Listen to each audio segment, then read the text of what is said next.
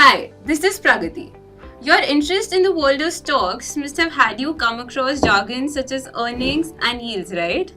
So following that, in this video, I will try and simplify a very important concept relating to these two jargons, that is the Bear ratio. But before we dive into what it really means, I would like you to like, share and press the bell icon below.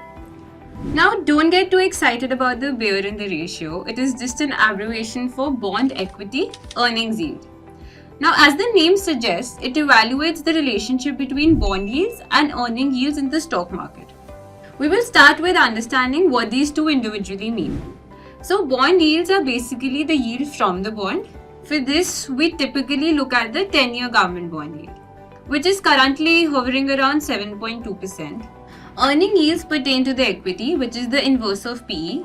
So the inverse of PE would be EPS upon the current market price.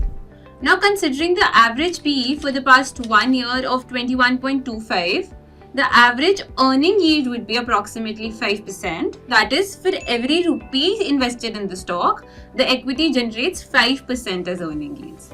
Now, to simplify it further, say if a stock is priced at rupees 100, it generates rupees 5 as earnings. Now that we know what bond and earning yields mean, the next step is to get a sense of the relative benefits.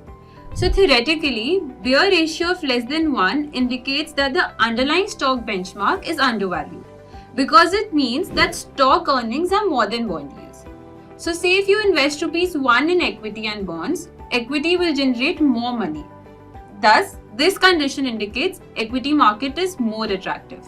So similarly, if the Bear ratio of more than 1 indicates the opposite, that is, the bond yield is greater than the equity earning yields, which could possibly mean that the given stock benchmark is overvalued.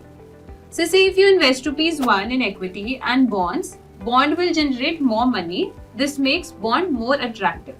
This relationship between bond yields and stock earnings can also be seen as a difference between the two. So the basic idea here being that stocks and bonds compete for investment dollars. Say with the stocks being favored when interest rates are low and bonds being favored when the interest rates are high.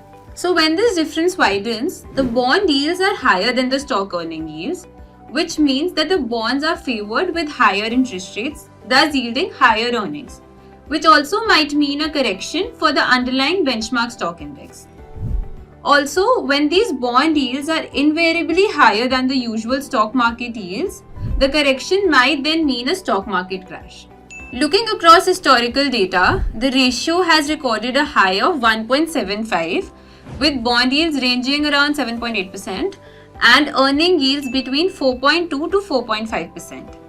As for the current scenario, the Bear ratio is at 1.5, with bond yields at 7.2% and earning yields at 4.8%. So now to conclude, as the bond yields and earning yields fluctuate over time, this ratio can provide crucial insights into potential corrections or even market trends. And it can also empower you to make sound investment choices aligned with your financial goals. Thank you. Mutual fund investments are subject to market risks. Read all scheme-related documents carefully.